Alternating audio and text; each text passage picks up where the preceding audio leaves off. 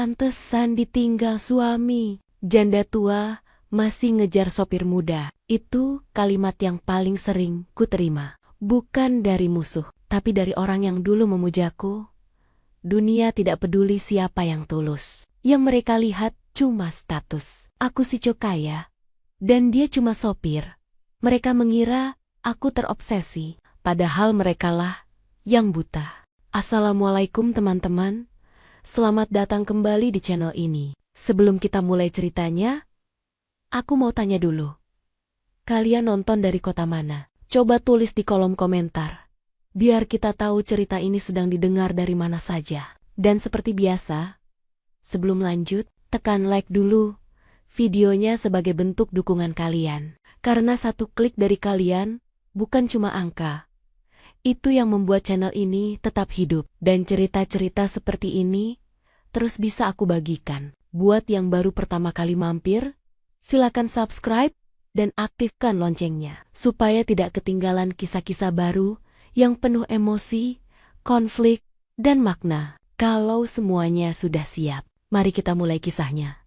Pelan-pelan, dari awal. Dari awal, orang-orang selalu berpikir aku sudah menang dalam hidup. Mereka melihat rumahku yang luas, dengan lantai marmer yang memantulkan cahaya, chandelier Swarovski di ruang tamu, dan jendela setinggi 5 meter yang menatap kota dari lantai 32. Mereka melihat mobil-mobilku. Mereka melihat nama perusahaanku di majalah bisnis. Mereka melihat foto-fotoku di acara gala dan konferensi kecantikan internasional. Dan mereka membayangkan satu hal, betapa enaknya hidup jadi Aruna Maheswari. Yang tidak mereka lihat adalah meja makan yang terlalu panjang untuk satu orang. Tempat tidur king size yang terasa kosong sejak suamiku meninggal 4 tahun lalu. Dan fakta bahwa tidak ada orang yang bertanya, bagaimana keadaanku kecuali ketika mereka butuh sesuatu dariku. Kekayaan memberikan kenyamanan, tapi tidak memberikan seseorang yang sungguh-sungguh. Peduli apakah kau bahagia? Aku bertemu Dimas Aryatama bukan sebagai pria yang berarti apapun bagiku. Ia hanya datang sebagai sopir pengganti, sementara direkrut lewat agensi, tanpa latar belakang mewah atau gelar akademik tinggi. Saat pertama kali melihatnya, aku merasa biasa saja. Pemuda 27 tahun, wajah bersih, rambut hitam rapi, seragam sopir yang masih baru. Tidak ada aura ambisi, tidak ada ekspresi mengagumi kekayaan majikannya. Hanya tatapan tenang seperti seseorang yang datang untuk bekerja, bukan mencuri perhatian. Selamat pagi, Ibu Aruna. Mobil sudah siap. Mau berangkat sekarang? Atau menunggu dulu? Bukan suaranya yang menarik perhatianku, tapi caranya tidak menunduk rendah seperti pelayan, dan tidak menatapku berlebihan seperti pria yang ingin mendekat lewat pujian. Profesional, tepat, sopan, jaraknya pas. Seolah ia tahu caranya menghormati tanpa merendahkan diri. Dan anehnya itu membuatku memperhatikannya lebih lama dari seharusnya. Seminggu pertama, aku mencoba mengamatinya diam-diam. Dimas selalu membuka pintu mobil untukku, tapi tidak pernah menunggu pujian. Ia selalu berjalan di sisi kanan bukan di belakang, seperti sopir takut, dan bukan di depan seperti bodyguard sok penting. Ia memperhatikan kaca spion, bukan untuk mengagumi wajahku, tapi untuk memastikan tidak ada mobil lain terlalu dekat.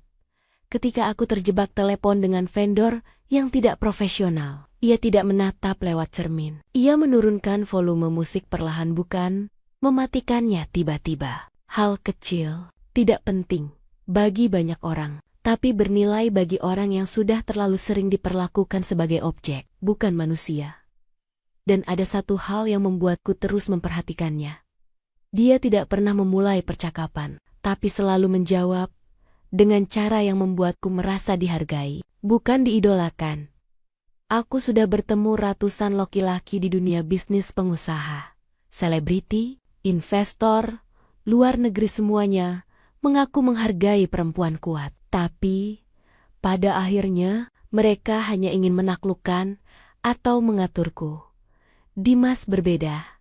Ia tidak mencoba mendekat, tapi kehadirannya justru terasa seperti tempat istirahat yang tak pernah kuminta. Suatu hari, saat perjalanan pulang dari kantor pusat Luminara Cosmetics, aku sengaja melakukan sesuatu.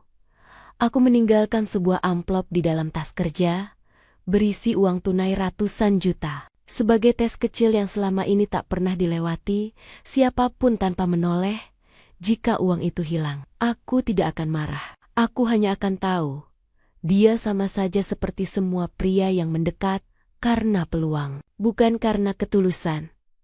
Tapi malamnya, saat aku membuka pintu penthouse, aku menemukan amplop itu sudah terletak rapi di atas meja makan, tanpa catatan, tanpa pesan, tanpa ucapan maaf ibu. Uangnya ketinggalan. Ia tidak menyebutkannya sama sekali, tidak menjadikan itu bahan pencitraan, tidak menuntut pujian. Dan justru karena itu, amplop itu terasa lebih berat dari isinya.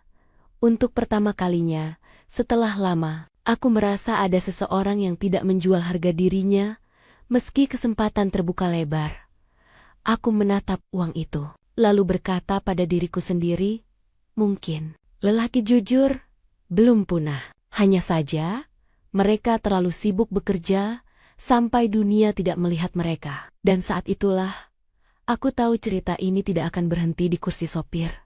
Karena untuk pertama kalinya dalam bertahun-tahun, aku ingin mengenal seseorang. Bukan karena aku membutuhkannya, tapi karena aku ingin tahu siapa dia kalau tidak sedang melindungiku. Setelah kejadian amplop itu, aku mulai memperhatikan Dimas bukan sebagai sopir, tetapi sebagai laki-laki yang tidak mudah dibeli dunia, dan itu membuatku penasaran dengan cara yang aneh. Aku pernah melihat pria menolak uang, tapi biasanya mereka menolaknya sambil menunggu pujian, atau menolak hari ini, lalu diam-diam meminta sesuatu yang lebih besar besok. Tapi Dimas tidak meminta apapun, tidak berubah sikap, tidak menjadi lebih akrab. Seolah-olah kejujuran adalah hal biasa baginya, bukan keistimewaan. Dan itu justru membuatku ingin menguji lebih jauh. Suatu sore, aku sengaja mengganti jadwal pulang lebih cepat dari biasa. Aku ingin tahu bagaimana reaksinya jika rencana berubah mendadak. Ketika aku turun, ia sudah berdiri di samping mobil, membuka pintu tanpa tergesa. Oh, saya kira ibu masih punya rapat sampai jam 7. Katanya, sudah selesai. Aku hanya ingin pulang lebih cepat hari ini. Lihat kan, aku bahkan tidak lagi menyebut diriku ibu di depan Dimas. Dia mengangguk pelan, tanpa komentar, tanpa basa-basi pencitraan. Di perjalanan, aku mencoba memulai percakapan. Dimas, kamu sudah berapa lama kerja sebagai sopir? 3 tahun, Bu. Awalnya freelance, sekarang tetap. Kenapa tidak coba kerja kantoran? Kamu terlihat pintar. Dimas tersenyum kecil, tapi bukan senyum yang ingin menyenangkan, karena saya lebih suka melihat jalan daripada layar komputer, Bu. Dan saya bukan tipe orang yang mengejar jabatan untuk dihormati. Saya lebih tenang kalau tahu saya bermanfaat. Jawaban itu terlalu sederhana, tapi justru terasa terlalu jujur untuk dibuat-buat. Aku terdiam beberapa detik, lalu menatapnya lewat bayangan kaca. Kamu tidak pernah takut dianggap rendah? Ia tidak menoleh, hanya berkata pelan. Lebih buruk jadi orang yang dihormati karena topeng, daripada orang yang diremehkan, tapi tidak kehilangan diri sendiri. Itu bukan jawaban sopir, itu kalimat lelaki yang tahu nilai dirinya. Sesuatu yang bahkan pria berkemeja mahal dalam rapat direksi pun tidak punya. Dan saat itu, sesuatu dalam diriku bergerak, bukan sebagai pemilik perusahaan, bukan sebagai janda kaya, tapi sebagai perempuan yang mulai merasa aman di hadapan seseorang yang tidak mencoba menguasainya. Beberapa hari kemudian, aku melakukan tes lain. Kali ini, bukan soal uang. Aku meminta Dimas mengantar pulang setelah acara gala. Aku mengenakan gaun panjang wine red, riasan sempurna, rambut digelung. Semua pria di ruangan itu menatapku, seperti hadiah yang belum dibuka. Tapi saat aku masuk ke dalam mobil, Dimas hanya berkata, "Hati-hati duduknya, Bu." Ujung gaunnya hampir tersangkut pintu. Tidak ada pujian, tidak ada tatapan yang mencoba mengukur tubuhku. Dan yang membuatku bingung adalah, aku tidak tersinggung. Aku justru lega, karena terakhir kali aku ingin dipuji, itu ketika suamiku masih hidup, dan cintanya masih utuh. Setelah itu, semua pujian terasa seperti investasi untuk mengambil sesuatu dariku. Tapi Dimas, ia bukan tidak melihat kecantikan. Ia hanya tidak menjadikan kecantikan sebagai tiket untuk mendekat. Dan disitulah, diam-diam, aku mulai takut. Takut karena aku bukan lagi sedang menguji dia, tapi sedang diuji oleh perasaanku sendiri. Malam itu, ketika hampir sampai di rumah, aku sengaja berkata pelan, "Dimas, kalau suatu hari aku kehilangan segalanya, menurutmu, apa masih ada yang mau peduli padaku?" Ada hening beberapa detik sebelum ia menjawab, "Orang akan selalu peduli kalau ibu masih menjadi diri sendiri. Tapi kalau ibu harus kehilangan diri ibu dulu untuk mempertahankan semuanya, maka tidak ada lagi yang tersisa untuk dicintai." Itu bukan kalimat yang kutanyakan, tapi itu kalimat yang kupendam bertahun-tahun. Dan ironisnya, bukan psikologku yang menjawabnya, bukan temanku, bukan pria kaya yang ingin menikah denganku, tapi seorang sopir yang bahkan tidak tahu bahwa jawabannya mulai mengubah hidupku. Untuk pertama kalinya sejak lama, aku tidak turun dari mobil sebagai bos. Aku turun sebagai perempuan yang baru menyadari bahwa rasa aman bukan datang dari orang yang berkata, "Aku bisa menjagamu," tapi dari orang yang tidak menganggapmu harus dijaga untuk dihargai. Dan saat aku berdiri di depan pintu penthouse, aku baru sadar. Aku mulai tertarik, bukan karena dia ingin memilikiku, tetapi karena dia tidak mencoba. Dunia mungkin mengenalku sebagai CEO yang tegas, elegan, dan selalu tampak kuat dalam balutan blazer mahal. Tapi tidak ada yang tahu, semua kekuatan itu dibangun di atas sesuatu yang sangat rapuh, kepercayaan. Dan hari itu, kepercayaan itu mulai runtuh. Masalah pertama datang dari pabrik. Bukan soal produksi terlambat, bukan soal bahan habis, tapi sesuatu yang lebih mengerikan. Bahan baku utama produk skincare premium Luminara terkontaminasi. Bukan kesalahan teknis, bukan kecelakaan. Ini sabotase. Laporan awal menyebutkan kadar bahan aktif hyaluronate tiba-tiba meningkat 4 kali lipat. Jika lolos ke pasar, produk itu akan menyebabkan alergi parah. Aku memanggil seluruh kepala divisi pagi itu, namun bukan jawaban yang kudapat. Hanya saling tuduh yang semakin jelas menggambarkan satu hal, ada orang dalam yang bermain kotor. Dan, anehnya, Maya Siregar, sekretarisku selama 7 tahun, tampak paling tenang, terlalu tenang. Sore harinya, aku pulang lebih cepat, bukan karena menyerah, tapi karena ingin diam. Aku duduk di kursi belakang mobil, terdiam menatap jalan, sementara Dimas mengemudi tanpa suara. Ia tidak bertanya, ia tidak memberi saran sok bijak, seperti kebanyakan orang. Dia hanya menunggu. Akhirnya, aku berkata pelan tanpa sadar. Kadang, aku bertanya, apa gunanya punya segalanya? Kalau yang kau percayai, justru menusukmu paling dalam. Dimas hanya menjawab satu kalimat. Kepercayaan itu bukan soal berapa lama seseorang ada di dekat kita, Bu, tapi soal apakah dia tetap jujur saat tak ada yang melihat. Aku mengangkat kepala pelan. Jawaban itu sederhana, tapi jauh lebih dalam dari kalimat motivasi yang pernah kubaca di buku bisnis manapun. Tanpa sadar, aku mulai mengandalkan pendapat Dimas. Bukan karena ia ahli bisnis, tapi karena ia tidak berkepentingan apa-apa untuk berbohong. Lalu malam itu, sesuatu terjadi.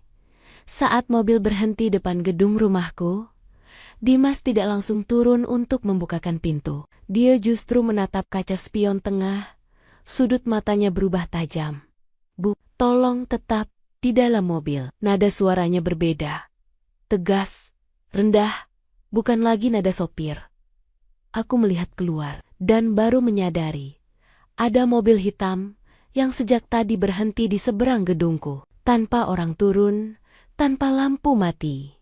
Dimas turun, pura-pura mengecek ban, tapi sebenarnya menghafal plat nomor kendaraan itu. Begitu ia kembali masuk, ia hanya berkata, "Itu mobil yang sama yang saya lihat di luar kantor ibu tadi siang." Aku menoleh cepat. "Kamu yakin saya hafal nomor kendaraan, Bu?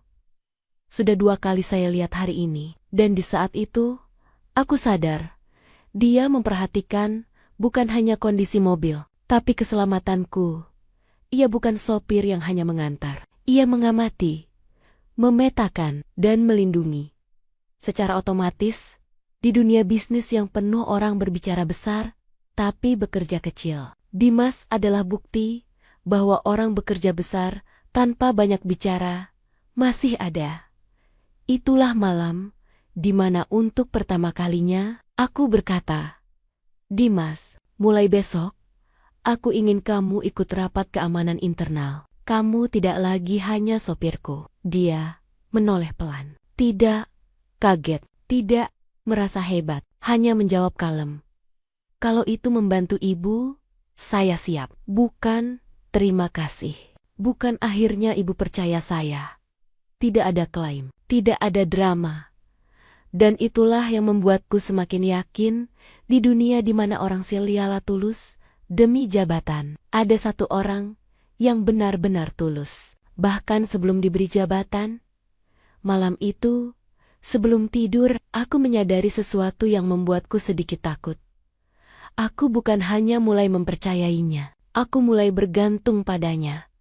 Bukan untuk urusan bisnis, tapi untuk sesuatu yang tidak bisa kubeli.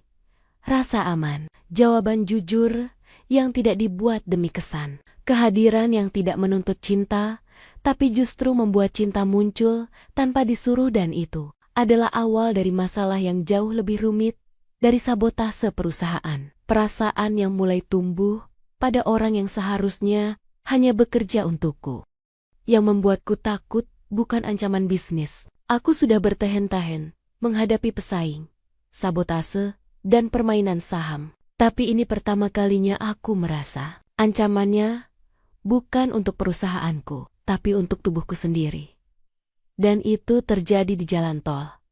Hari itu, aku pulang dari meeting dengan investor. Jam sudah lewat 8 malam, lalu lintas padat, dan hujan tipis menutup kaca depan seperti kabut halus.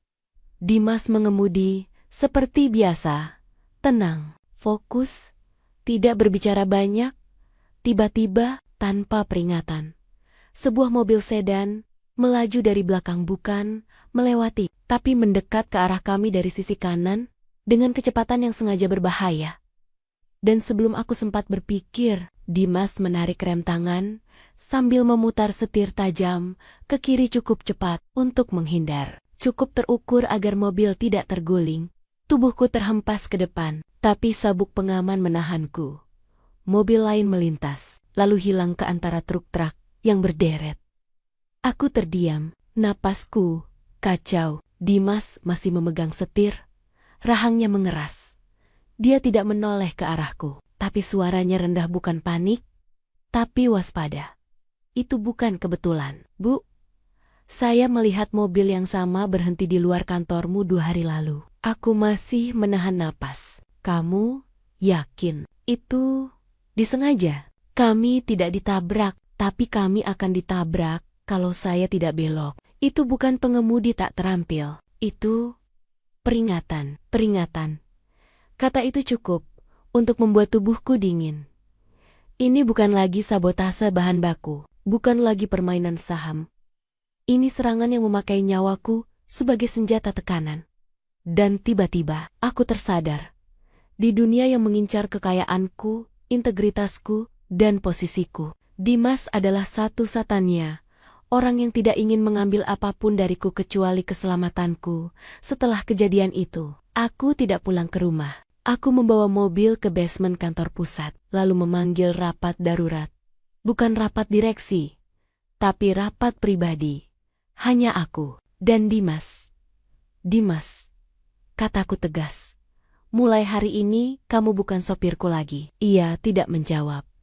Menunggu, aku butuh seseorang yang bisa kuhitung bukan hanya sebagai pekerja, tapi sebagai orang kepercayaanku. Masih diam, masih menunggu. Aku ingin kamu jadi asisten pribadiku, sekaligus bodyguard 24 jam. Baru saat itu ia bicara. Pelan, hati-hati. Kalau saya terima, hidup saya tidak akan sama lagi, Bu. Saya bukan lagi orang biasa. Saya akan selalu dibayangi posisi ibu. Aku menatapnya langsung. Lebih berat mana? Hidup dengan bayangan, atau hidup karena merasa tidak berarti bagi siapapun? Dia terdiam. Aku tahu kalimat itu mengenai sesuatu dalam dirinya. Lalu ia mengangguk. Perlahan, tanpa dramatis, tanpa senyum kemenangan. Kalau itu keputusan ibu, saya siap. Dan itulah titik di mana garis hidup kami berubah. Tiba-tiba dia bukan lagi duduk di depan setirku, tapi berjalan di sisiku. Masuk ke ruangan rapat, menjaga pintu dari jauh, menguji makanan dan jadwal perjalananku. Bahkan tidur di unit tamu penthouse yang kusediakan karena bodyguard 24 jam. Tidak masuk akal kalau ia tinggal terpisah. Bukan kedekatan romantis, tapi kedekatan keberadaan, dan kedekatan itu diam-diam mengubah ruang dalam hatiku. Namun, dunia bisnis tidak pernah tidur, dan tentu saja, gosip mulai mengalir seperti racun tak berwujud. Katanya CEO, baru pelihara cowok muda, sopir, naik jabatan, apa mutasi, atau kamar tidur. Itu bukan profesional, itu pribadi. Mereka tidak melihat fakta bahwa Dimas menyelamatkan nyawaku. Yang mereka lihat hanya satu hal. Kenapa seorang janda kaya mengangkat pemuda biasa ke dalam hidupnya? Mereka tidak tahu jawabannya. Tapi aku tahu, dan aku takut mengakuinya, meski hanya pada diriku sendiri. Karena aku mulai merasa hidup kembali saat ada dia di sekitarku. Di malam yang tenang, saat aku berjalan ke balkon penthouse, aku melihat Dimas duduk sendirian di ruang tamu, laptop di depannya, layar penuh daftar plat nomor yang ia investigasi sendiri. Bukan perintahku, bukan tugas resminya. Ia hanya berkata, kalau saya bekerja untuk ibu, saya harus tahu siapa saja yang ingin ibu jatuh. Itu bukan kesetiaan pekerja, itu kepedulian manusia. Dan saat itu, aku sadar bahwa aku tidak lagi takut pada ancaman dari luar. Yang kutakuti sekarang adalah apa yang terjadi jika dia memutuskan pergi saat aku sudah terlalu terbiasa hidup dengan kehadirannya. Ada satu titik dalam hidup seorang perempuan di mana ia berhenti pura-pura kuat. Dan bagiku, titik itu bukan ketika perusahaanku goyah, bukan ketika saham Luminara terjun bebas, tetapi ketika aku menyadari aku takut hidup tanpa Dimas, jauh lebih daripada aku takut kehilangan uang. Hari itu, hujan mengguyur kota, langit gelap, bukan malam, tapi tampak seperti putus harapan.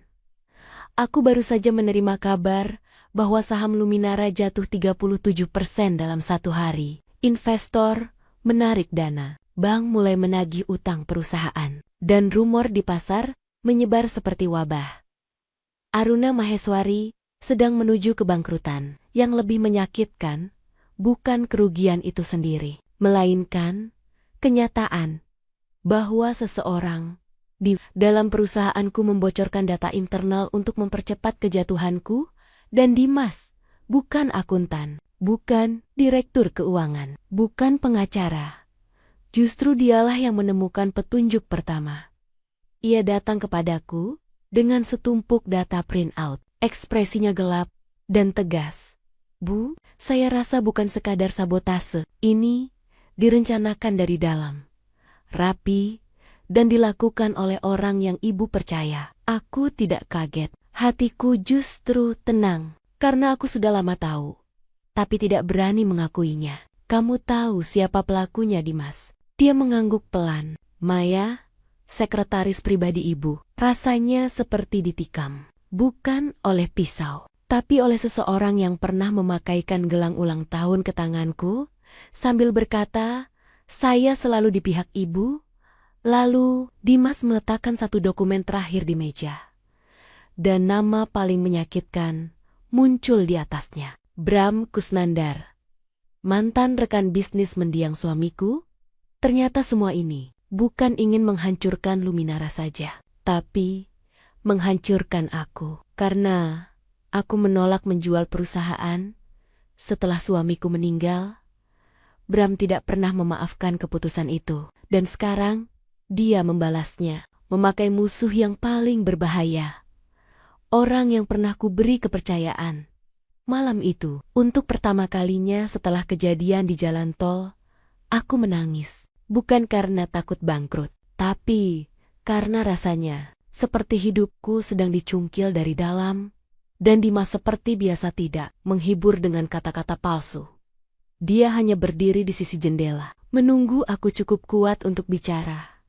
Lalu akhirnya aku berkata, Dimas, aku sudah muak menjadi perempuan kuat. Aku lelah menjadi orang yang diinginkan hanya karena harta. Aku ingin seseorang yang melihatku sebagai Aruna, bukan sebagai CEO, bukan janda kaya. Dia menatapku, tenang, tidak menghakimi.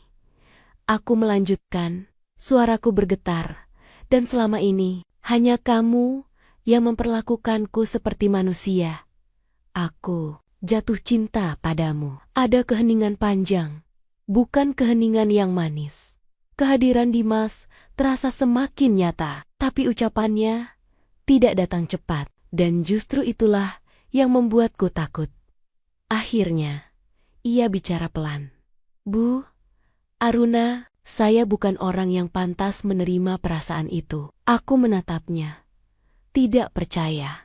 Kenapa? Karena kalau saya menerimanya, dunia akan bilang, ibu kehilangan martabat hanya karena seorang sopir. Kalimat itu menamparku lebih keras dari hinaan apapun. Jadi, kamu menolak karena dunia? Iya, menggeleng. Saya menolak karena saya mencintai ibu, tapi tidak ingin menjadi alasan ibu dipandang rendah. Ada air mata yang jatuh bukan dari mataku, tapi dari hatiku.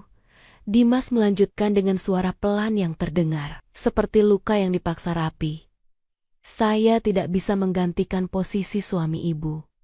Saya tidak punya dunia yang sama. Saya tidak ingin cinta ibu jadi bahan tertawaan. Saya lebih memilih tetap melindungi ibu, daripada memiliki ibu, lalu membuat ibu hancur. Aku ingin marah, ingin memaksa. Tapi bagaimana bisa aku membenci seseorang yang lebih memilih menjaga martabatku daripada memiliki diriku? Dan untuk pertama kalinya, aku menyadari, ada cinta yang menolak, bukan karena tidak ingin, tapi karena terlalu mencintai untuk menyakiti. Keesokan harinya, saham Luminara kembali anjlok, aset mulai dibekukan, investor mundur satu persatu.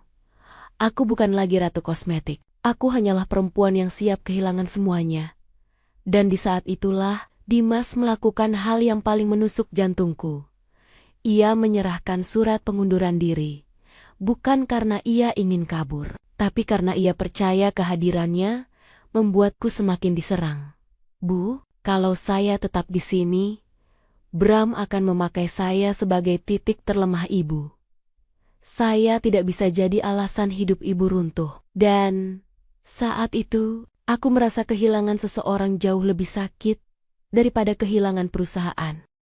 Dunia mungkin mengenalku sebagai CEO yang tegas, elegan, dan selalu tampak kuat dalam balutan blazer mahal. Tapi tidak ada yang tahu, semua kekuatan itu dibangun di atas sesuatu yang sangat rapuh, kepercayaan.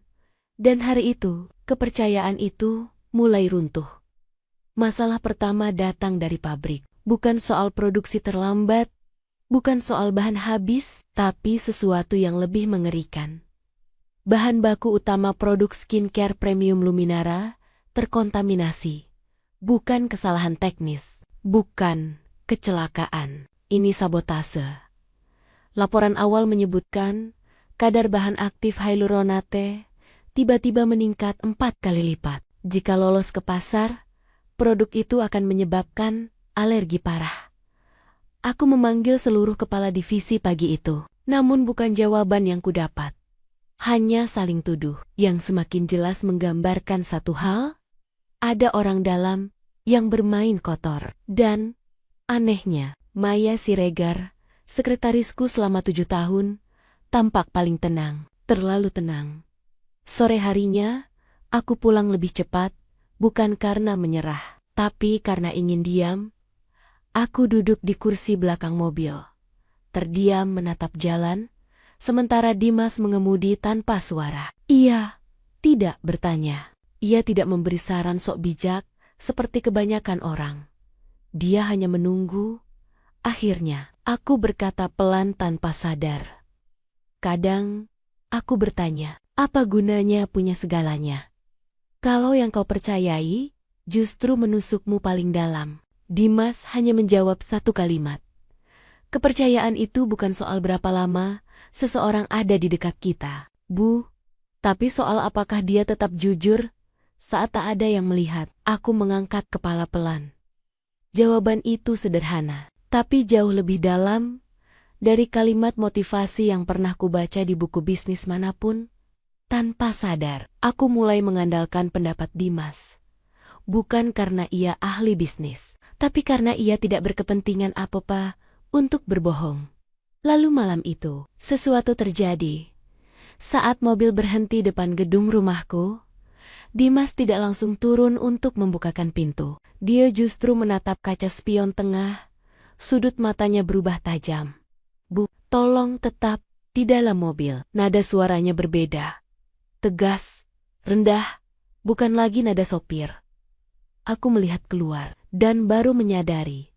Ada mobil hitam yang sejak tadi berhenti di seberang gedungku. Tanpa orang turun, tanpa lampu mati.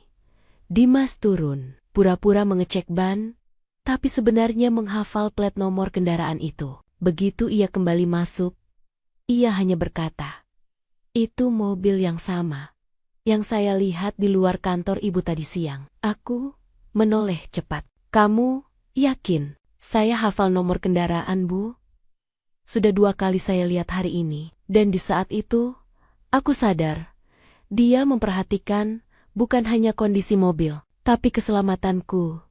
Ia bukan sopir yang hanya mengantar. Ia mengamati, memetakan, dan melindungi. Secara otomatis, di dunia bisnis yang penuh orang berbicara besar, tapi bekerja kecil, Dimas adalah bukti bahwa orang bekerja besar tanpa banyak bicara masih ada. Itulah malam di mana untuk pertama kalinya aku berkata, "Dimas, mulai besok, aku ingin kamu ikut rapat keamanan internal. Kamu tidak lagi hanya sopirku." Dia menoleh pelan. Tidak kaget, tidak merasa hebat, hanya menjawab kalem. "Kalau itu membantu ibu, saya siap." Bukan terima kasih. Bukan akhirnya ibu percaya saya. Tidak ada klaim, tidak ada drama. Dan itulah yang membuatku semakin yakin di dunia di mana orang silihlah tulus demi jabatan. Ada satu orang yang benar-benar tulus. Bahkan sebelum diberi jabatan, malam itu, sebelum tidur, aku menyadari sesuatu yang membuatku sedikit takut. Aku bukan hanya mulai mempercayainya. Aku mulai bergantung padanya. Bukan untuk urusan bisnis, tapi untuk sesuatu yang tidak bisa kubeli. Rasa aman, jawaban jujur yang tidak dibuat demi kesan. Kehadiran yang tidak menuntut cinta, tapi justru membuat cinta muncul tanpa disuruh, dan itu adalah awal dari masalah yang jauh lebih rumit dari sabotase perusahaan. Perasaan yang mulai tumbuh pada orang yang seharusnya hanya bekerja untukku. Ada bentuk kehilangan yang tidak terdengar, tidak memiliki suara, tidak ada tepuk tangan, tidak ada alarm. Tapi ketika itu terjadi, kau akan tahu dari cara napasmu tiba-tiba terasa hampa. Dan bagi hidupku, kehilangan itu bukan terjadi saat saham Luminara jatuh. Bukan ketika kantor pusat dipenuhi pengacara dan auditor. Bukan ketika media menulis janda pengusaha kosmetik terancam bangkrut. Kehilangan paling menyakitkan justru datang dalam amplop putih yang sangat sederhana. Surat pengunduran diri Dimas sejak ia pergi. Penthouse terasa seperti museum. Mahal, indah, tetapi mati. Tidak ada lagi suara langkahnya di ruang tamu tengah malam. Tidak ada sosok yang berdiri diam di dekat pintu ketika aku keluar rapat. Tidak ada tatapan tenang di kaca spion yang membuatku yakin aku tidak sendirian. Aku tidak menangis keras. Aku hanya diam. Dan dalam keheningan itu, aku sadar Dimas tidak meninggalkan pekerjaannya. Dia meninggalkan dunia yang tidak mau menerimanya, walaupun ia benar. 3 hari setelah Dimas pergi, Bram Kusnandar datang. Bukan sebagai orang yang bersimpati, bukan sebagai teman suamiku yang peduli, tapi sebagai pemilik masa depan yang ingin membelinya. Ia duduk di ruang rapatku dengan wajah penuh kemenangan, lalu berbicara tanpa malu.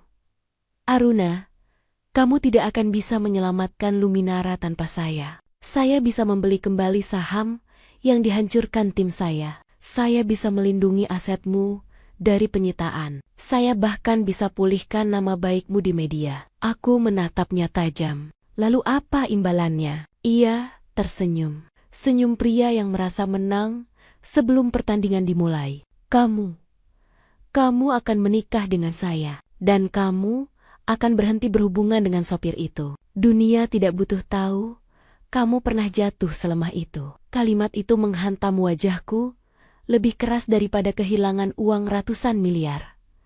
Bram tidak sedang menawar. Dia sedang menawar harga atas kehormatanku. Dan saat itu, aku tahu jika aku menerima, aku bukan lagi Aruna. Aku hanya jadi boneka kaya yang dibeli laki-laki berkuasa. Aku berdiri. Kalau ini harga yang harus kubayar untuk kembali berkuasa, lebih baik aku kehilangan semuanya. Bram tertawa pendek. "Kau bukan kehilangan segalanya, Aruna. Kau hanya kehilangan ilusi, uangmu, namamu, dan laki-laki yang bahkan tidak cukup laki-laki untuk bertahan di sisimu." Dan disitulah aku melihatnya jelas. Bram tidak takut pada perusahaanku. Dia takut pada kemampuanku memilih cinta yang tidak bisa dibeli. Aku keluar ruangan. Tidak menangis, tidak marah. Hanya satu tujuan. Mencari orang yang tidak pernah menawar diriku bahkan ketika aku masih punya segalanya. Alamat rumah Dimas bukan dari dokumen HRD. Bukan dari data perusahaan. Aku mendapatkannya dari sebuah stiker kecil di botol minuman sehat yang selalu dibawanya ke kantor. Dibuat oleh Ibu Rara, rumah produksi minuman herbal, Desa Sukamandala.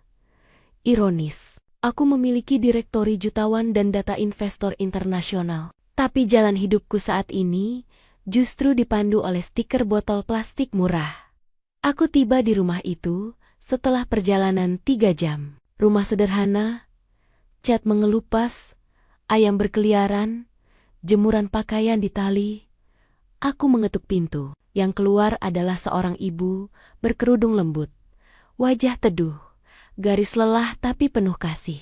"Maaf, Bu, saya mencari Dimas Aryatama." Ibu itu menunduk pelan. "Dimas lagi ke bengkel tetangga. Tapi kalau ibu mau masuk, saya siapkan teh dulu." Dimas selalu cerita tentang Ibu Aruna. Aku terdiam.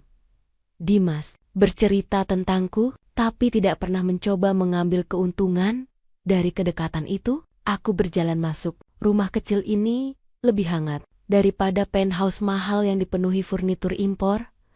Dan di sini, aku sadar, Dimas tidak pernah iri pada duniaku, karena ia sudah punya dunia yang membuatnya cukup.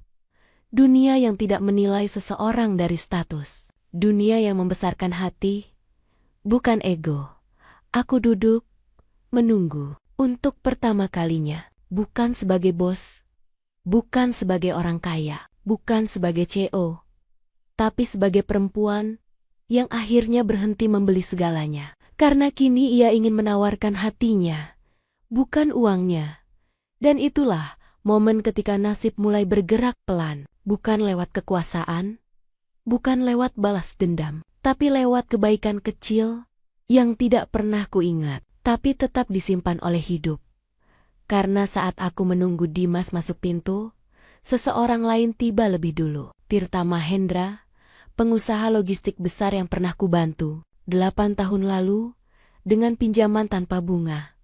Dan ia datang bukan untuk meminta sesuatu, tapi untuk mengembalikan sesuatu yang sudah lama kupikir akan hilang selamanya.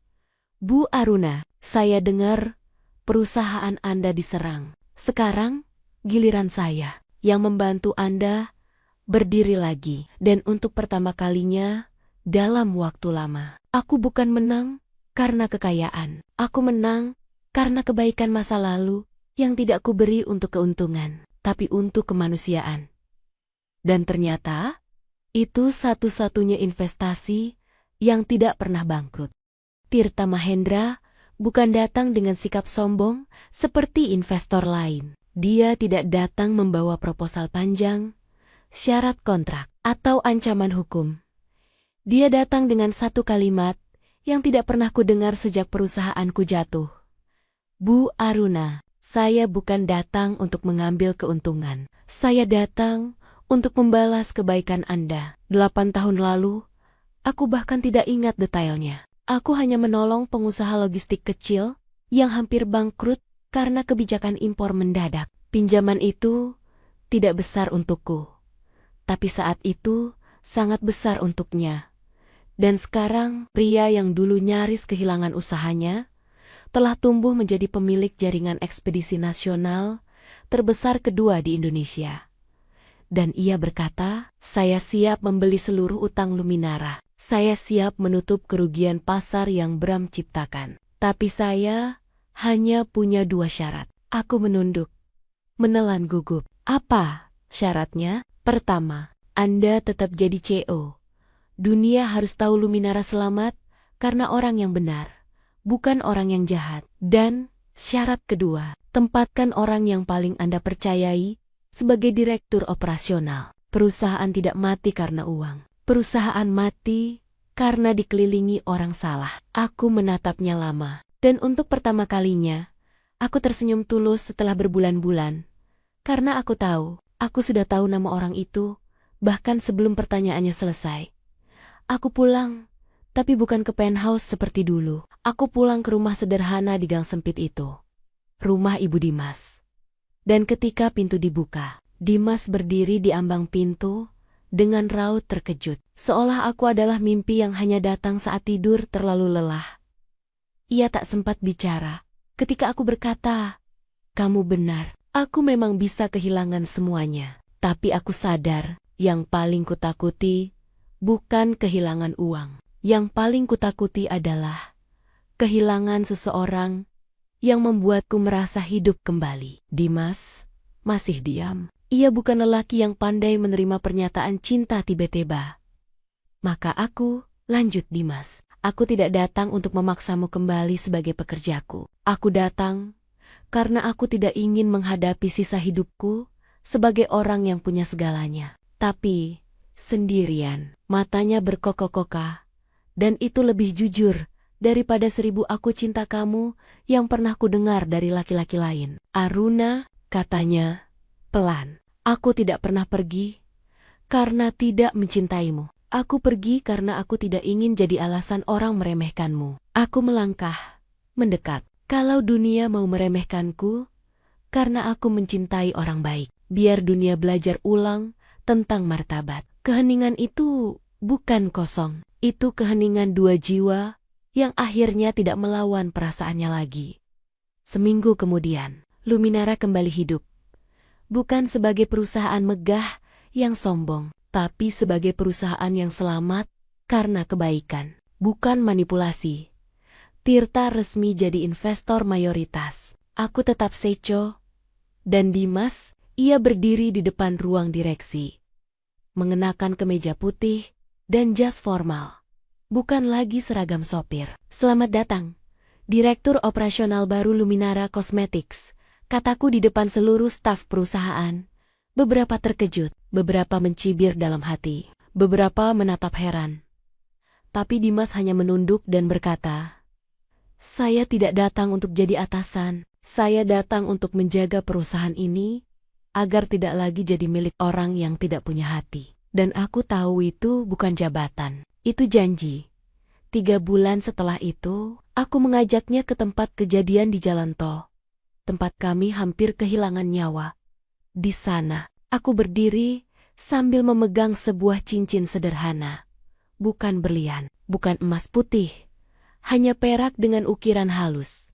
"Dimas Aryatama, aku tidak ingin kamu melindungiku hanya karena pekerjaan. Aku ingin kamu mendampingiku, karena kita memilih hidup yang sama. Meski tidak lahir dari dunia yang sama." Ia menutup mata, dan satu air mata jatuh di pipinya.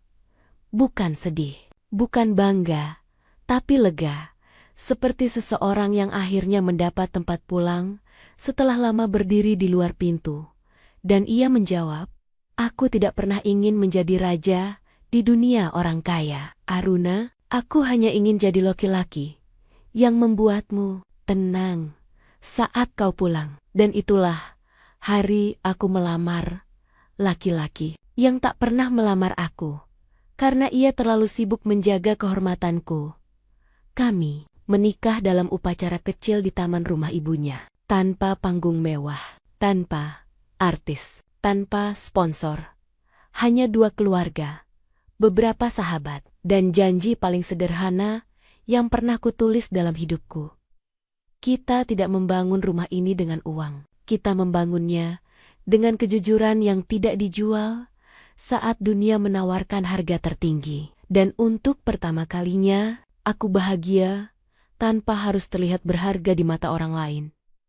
Karena kekayaan bisa hilang, gelaran CEO bisa digantikan, nama bisa dilupakan. Tapi cinta yang lahir dari integritas, bertahan bahkan setelah dunia berhenti memperhatikan.